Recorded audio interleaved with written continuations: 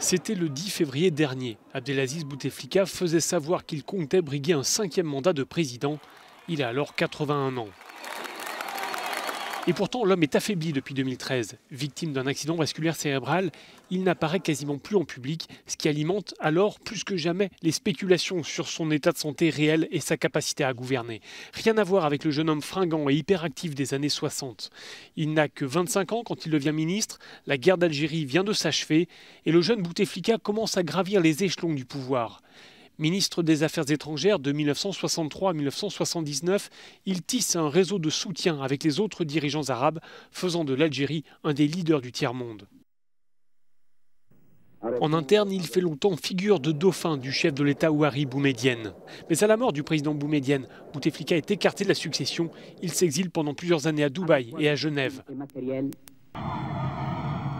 Son grand retour, il le fait en 1999.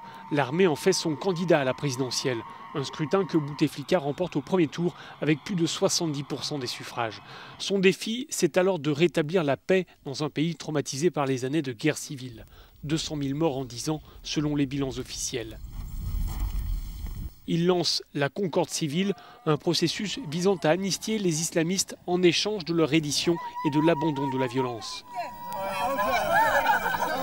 En s'appuyant sur la manne pétrolière, il parvient à éviter les secousses du printemps arabe qui agitent la région en 2011.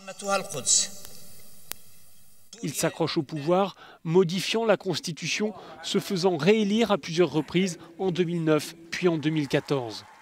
Son intention de briguer un 5e mandat déclenche un mouvement de contestation. Abdelaziz Bouteflika est au pouvoir depuis 1999.